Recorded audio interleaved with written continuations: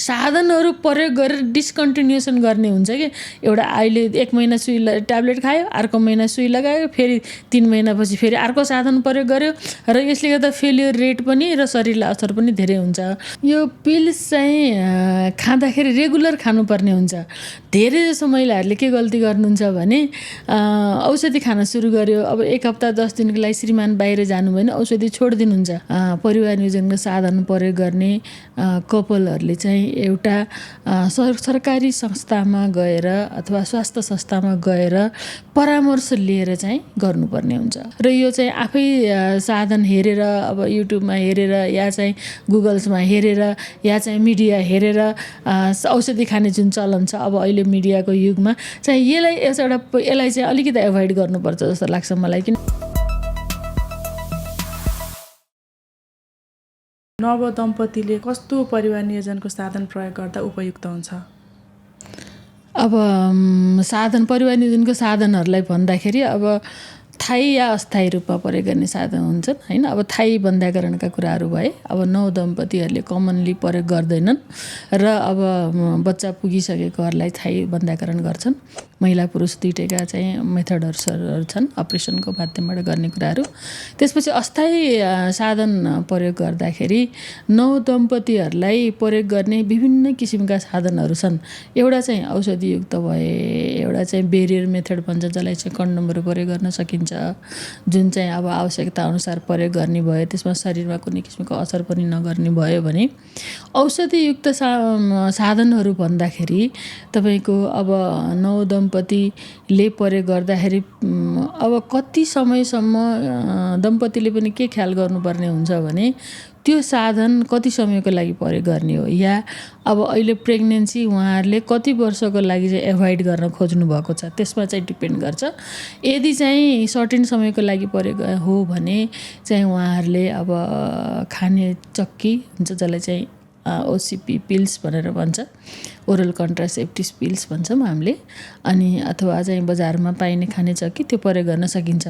अब त्यसको एउटा चाहिँ पहिलो कुरा त यी सबै साधनहरू प्रयोग गर्दाखेरि कुनै पनि व्यक्तिले चाहे दम्पति होस् या चाहिँ परिवार नियोजनको साधन प्रयोग गर्ने कपलहरूले चाहिँ एउटा सरकारी संस्थामा गएर अथवा स्वास्थ्य संस्थामा गएर परामर्श लिएर चाहिँ गर्नुपर्ने हुन्छ। पहिलो कुरा चाहिँ काउन्सिलिङको एकदमै आवश्यकता पर्छ।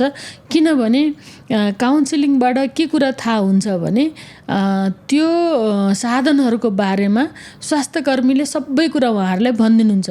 कुन साधनले कसरी काम गर्छ, साधन भनेको के हो, कसरी प्रयोग हुन्छ र कसरी प्रयोग गर्ने भन्ने कुरा साधन उहाँहरूले भनिसकेपछि अनि उहाँहरूलाई आफै कन्भिन्स हुन्छन् कि त्यो कन्भिन्स भइसकेपछि धेरै किसिमको डर त्रासहरू कम हुन्छ। अर्को कुरा कोही कपल्सहरूलाई चाहिँ टेस्टहरू पनि जरुरी पर्न सक्छ। त्यस कारणले गर्दा टेस्ट गरेर कुनै जाँच गरेर पनि गर्नुपर्ने हुन्छ।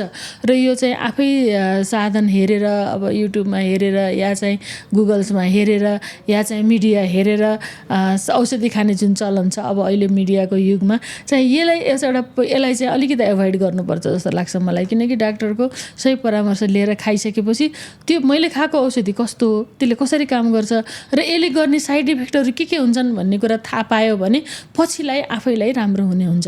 र अब न्यू कपल्सको लागि भन्दाखेरि त अब ओसिपी ओरल कन्ट्रासेप्टिभ पिल्स जुन चाहिँ खाने चक्की खान सकिन्छ। अब यो चाहिँ कति समयको लागि खाने हो र चाहिँ यो डेली प्रयोग गर्नुपर्ने हुन्छ। र चाहिँ अब कुनै कारणले मिस भयो भने चाहिँ मिस हुँदाखेरि फेरि बच्चा बस्न सक्छ। त्यस कारणले गर्दाखेरि यो केयरफुल्ली खानुपर्ने हुन्छ। र यो खानुभन्दा अगाडि परीक्षण गर्ने कुरा त मैले परामर्श लिनुपर्ने कुरा अगाडि भनिहालेँ। र यसको राम्रो पक्ष के छ भने यो छोडिसकेपछि तुरुन्तै यसले चाहिँ फर्टिलिटी यदि बच्चा पाउन चाह्यो भने तुरुन्तै बच्चा चाहिँ फेरि बस्न सक्छ। र कम्तीमा 6 महिनाभित्रमा चाहिँ अब उहाँहरूले छोडिसकेपछि बच्चा बस्न सक्छ। एउटा कुरा साधन रह्यो भने साथसाथै अरू साधनहरू पनि जस्तै सुई पनि लगाउन सकिन्छ। तर सुई अब 3 महिने सुई हुन्छ, 3 महिने सुई लगाउनै हुँदैन भन्ने छैन, लगाउन मिल्छ। तर त्यसले चाहिँ पछि बच्चा चाहियो भने बच्चा चाहिँ अलि ढिलो बस्छ भन्ने हुन्छ। त्यस्तै अब 5 वर्ष नपाउने हो भने इम्प्लान्ट पनि लगाउन मिल्छ, तर लगाउन मिल्ने हो तर त्यसले पनि निकालेपछि तुरुन्तै बच्चा बस्छ नबस्न सक्छ र सजिलो भन्दाखेरि अब ओसिपी खान सकिन्छ र त्यस्तै अब त्योभन्दा राम्रो त कन्डम प्रयोग गर्ने भइहाल्यो। परीक्षण गरेर चाहिँ अब आफ्नो साधन पहिला परामर्श लिने, परामर्श लिएर चाहिँ आफै कन्भिन्स भएर औषधि साधनहरू प्रयोग गर्ने भन्छु मैले। मतलब यो यति धेरै छन् परिवार नियोजनको अस्थायी साधनहरू, यो चाहिँ सुनेको भरमा, अरूले भनिदिएको भरमा भन्दा पनि गएर मेरो शरीरलाई कुन फिट हुन्छ हो, त्यही हो नि त। परामर्श लिँदा सबै भन्छन् कि यो साधनहरू चाहिँ सबै अब काउन्सिलर हुन्छ। अब हामी सरकारी अस्पतालमा काम गर्ने हुन्छ, कन्ट्रासेप्सनको काउन्सिलर हुन्छ, उहाँले तपाईँलाई फोटो देखाएर, फ्लिप चार्ट देखाएर यो औषधि यस्तो यसरी काम गर्छ, यो ठाउँमा गएर काम गर्छ र यसले यो साइड इफेक्ट हुन्छ भनेर हुन्छ भनेर उहाँले त्यसले गर्दा के हुन्छ भने यो साधनहरू प्रयोग गरेर डिस्कन्टिन्युएसन गर्ने हुन्छ कि एउटा अहिले 1 महिना सुई ट्याब्लेट खायो, अर्को महिना सुई लगायो, फेरि 3 महिनापछि फेरि अर्को साधन प्रयोग गर्यो र यसले गर्दा फेलियर रेट पनि र शरीरलाई असर पनि धेरै हुन्छ।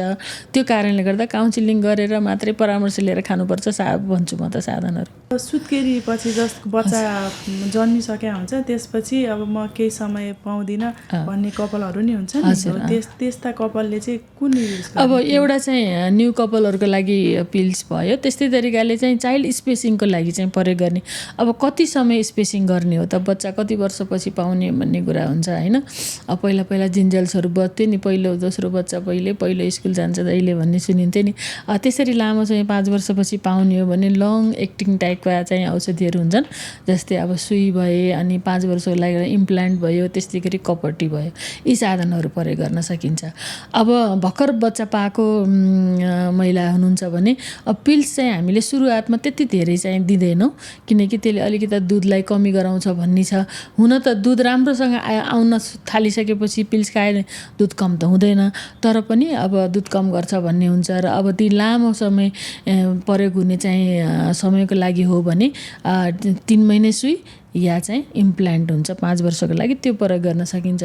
होइन मैले औषधियुक्त चाहिँ हर्मोनहरू प्रयोग गर्दिनँ भनेर भन्ने भने चाहिँ कपटी चाहिँ प्रयोग गर्न सकिन्छ। कपटीलाई पनि 12 वर्षसम्म हुन्छ, इम्प्लान्ट 5 वर्षसम्मको लागि हुन्छ, अर्को चाहिँ डिपो जुन 3 महिने सुई हुन्छ 3 महिनामा लगाउनु पर्ने हुन्छ। यी साधनहरू प्रयोग गर्न सकिन्छ।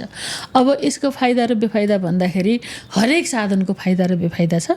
अब पिल्स चाहिँ डेली खानु पर्यो, छुट्यो भने समस्या पर्न सक्छ होइन, डेली बिर्सेला भन्ने डर हुन्छ भने 3 महिना सुई लगाइयो, 3 महिना सुई लगाइसकेपछि अब यसले दुधमा बच्चालाई भर्खर बच्चा पाएको दुध कमी पनि हुँदैन, अर्को अलिकति वेट गेन हुन्छ, त्यसलाई चाहिँ केयर गर्न सकिन्छ। र यो छोडिसकेपछि अब अर्को बच्चा चाहियो भने 2 वर्ष प्रयोग गरेर 2 वर्षभित्रमा फेरि अर्को बच्चा चाहिँ अलि ढिलो चाहिँ फर्टिलिटी अलि ढिलो रिटर्न गर्छ भन्ने छ। अनि अर्को चाहिँ तपाईँको 5 वर्ष सुई, 5 वर्ष चाहिँ इम्प्लान्ट हुन्छ जुन छालाको मुनि राखिन्छ, त्यो पनि निकालेपछि बच्चा बस्छ भन्ने छ। र सुई र यसको लगभग फर्टिलिटी रिटर्न हुने उस्तै कुरा हो। र अर्को कपटी चाहिँ पाठेघरमा राख्ने एउटा चाहिँ साधन हो, जुन चाहिँ तामाको तारले भनेको टी सेपको चाहिँ एउटा साधन हुन्छ, त्यो चाहिँ निकालेपछि बच्चा बस्छ भन्ने हुन्छ।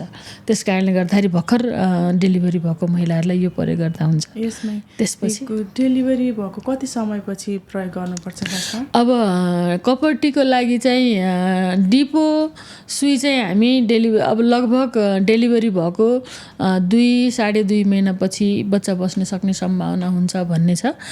अहिले चाहिँ हामीहरू चाहिँ विभिन्न स्वास्थ्य संस्थाहरूमा चाहिँ कपटी चाहिँ पोस्टपार्टम कपटी भन्छ, यो तुरुन्तै डेलिभरी भएपछि राखेर साधन राखेर, किनकि त्यो महिला आउन नसक्ने छ अवस्था हुन्छ भने हामी तुरुन्तै पोस्टमार्टम अपरेसन गरेर पनि राखिदिन्छौँ र पछि डेलिभरी भएर पनि राख्न सकिन्छ।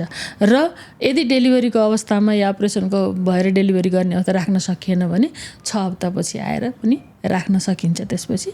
अनि अर्को पिल्स चाहिँ पनि त्यही 2 महिनापछि चाहिँ प्रयोग गर्न सकिने भयो। कपटी पनि तपाईँको डेलिभरीको 6 हप्तापछि चाहिँ प्रयोग गर्न सकिन्छ। हजुर, यो सबै साधनको कुरा गरिरहँदाखेरि पनि अब जिउ हेरेर पनि त हुन्छ, जुन सुरुमै भन्नुभएको छ यसको लागि डाक्टरलाई भेट्नुपर्छ, स्वास्थ्य कर्मीलाई भेट्नुपर्छ भनिरहँदाखेरि चाहिँ कस्तो पातलोले कस्तो युज गर्ने, मोटोले कस्तो युज गर्ने, कति उमेरकोले के युज गर्ने भन्ने पनि त छ होला नि? हजुर, अब यसमा चाहिँ ध्यान दिनुपर्ने कुराहरू मैले अघि नै सुरुमै भनिसकेको छु। अब साधनहरू प्रयोग गर्दा अब हर्मोनल र नन हर्मोनल चाहिँ साधनहरू छन्। हर्मोन भएका चिजहरू औषधियुक्त भए र नन हर्मोनल औषधियुक्त औषधि नभएको कपटी एउटा भयो, कन्डम भयो, यी चाहिँ बेरियर मेथडमा आउँछ जुन अब अस्थायी साधनमध्येमा नि। अब हर्मोन भएको चिजहरूलाई चाहिँ प्रयोग गर्दाखेरि उसको जाँच पनि परीक्षणहरू पनि गर्नुपर्ने हुन्छ। एज पनिलाई हेरिन्छ, वेटलाई हेरिन्छ। त्यसपछि प्रयोग गरेर कुनै क्रोनिक रोगहरू हुन सक्छन्, दीर्घकालीन रोगहरू भएका हुन्छन् होइन, दीर्घ रोगीहरू हुन सक्छन्, या चाहिँ औषधि लामो समयसम्म औषधि प्रयोग गरिरहेको हुनसक्छ, ब्लड प्रेसर हाई भएको हुनसक्छ, लिभर डिजिज, किडनी डिजिज, मुटु रोगहरू हुन्छन्। यी सबै रोगहरू चाहिँ छन्। त्यस्तो अवस्थामा चाहिँ औषधि दिनुभन्दा अगाडि परामर्श लिएर जाँच गरेर डाक्टरको सल्लाह अनुसार खानुपर्ने या लगाउनु पर्ने चाहिँ हुन्छ। अब ट्याब्लेटकै कुरा गर्ने हो भने अब मुटु रोगको औषधि, लिभरको औषधि, ब्रेस्ट क्यान्सरको चाहिँ सम्भावना भएका मान्छेहरू छन् या किसिमको चाहिँ छ भने औषधिहरू त्यति धेरै प्रयोग गरिँदैन। त्यसमा कपटीहरू प्रयोग गर्ने भयो। अब एकदमै हेभी वेट भएको महिलाहरू हुनुहुन्छ भने इम्प्लान्टले र चाहिँ डिपोले चाहिँ अलिकति वेट गेन गर्छ, बढाउँछ भन्ने चाहिँ छ। त्यस कारणले गर्दाखेरि त्यस्ता किसिमको महिलाहरूलाई पनि त्यो साधन नपढेर हामीले चाहिँ कपटीतिर चाहिँ जानुहोस् भन्न सकिन्छ होइन। म कपटी राख्दिनँ भन्दाखेरि बरु पिल्समा चाहिँ तिर जान सक्ने सम्भावना रहन्छ। अब सधैँ म वेल बिल्ड चाहिँ बिल्डिङ म नमोटाओस् भन्ने चाहनेहरूले पिल्सले त्यति धेरै वेट गेन गर्दैन भन्ने किसिमको कुराहरू छन्। त्यस कारणले त्यही अनुसार चाहिँ परामर्शबाट नै हर्मोनका साधनहरू प्रयोग गर्नुपर्ने हुन्छ, यी अस्थायी साधनहरू प्रयोग गर्नुपर्ने हुन्छ। यो पिल्स चाहिँ खाँदाखेरि रेगुलर खानुपर्ने हुन्छ। धेरै जसो महिलाहरूले के गल्ती गर्नुहुन्छ भने औषधि खान सुरु गर्यो, अब 1 हप्ता 10 दिनको लागि श्रीमान बाहिर जानु भएन, औषधि छोडिदिनुहुन्छ। त्यसरी औषधि छोडिसकेपछि प्रेग्नेन्सी हुने चान्स एकदम बढी हुन्छ। श्रीमान भए पनि नभए पनि रेगुलर त्यो पिल्स ट्याब्लेटमा चाहिँ 28 वटा ट्याब्लेट हुन्छन्, 21 वटा चाहिँ सेतो गोली हुन्छन् र 7 वटा चाहिँ रातो गोली हुन्छन्। सेतोबाट सुरु गरेर कन्टिन्युस त्यो सेतो सिद्धाएपछि चाहिँ 21 दिनसम्म सेतो सकिन्छ। त्यसपछि रातो सुरु भएको 2-3 दिनपछि मिन्स हुन्छ। त्यो रातो भनेको औषधि होइन, त्यो चाहिँ एउटा भिटामिन राखेको हुन्छ, आइरन ट्याब्लेट हुन्छ र चाहिँ त्यो छोड्न चाहिँ मिल्दैन, कन्टिन्युस खाएन। यदि छोडियो भने चाहिँ बच्चा बस्ने चाहिँ सम्भावना हुन्छ र त्यसको पनि नियम छ। अब एक दिन छुट्यो, कुनै कारणले बिर्स्यो भने अर्को दिन चाहिँ एउटा चाहिँ त्यो दिनको डोज खाने, एउटा हिजोको डोज खाने है, त्यसरी खानुपर्ने हुन्छ। अनि अथवा 2 दिन बाई चान्स छुट्यो भने आजको डोज खाने अनि 1 हप्तासम्म पछि चाहिँ अर्को मिन्स नहुन्जेलसम्म यो पिल्सको साथसाथै कन्डम प्रयोग गर्नुपर्ने हुन्छ। त्यस कारणले गर्दाखेरि चाहिँ श्रीमान नभए भने पनि बिचमा छोड्ने हुन्छ, छोड्न मिल्दैन, कन्टिन्युस खानुपर्छ।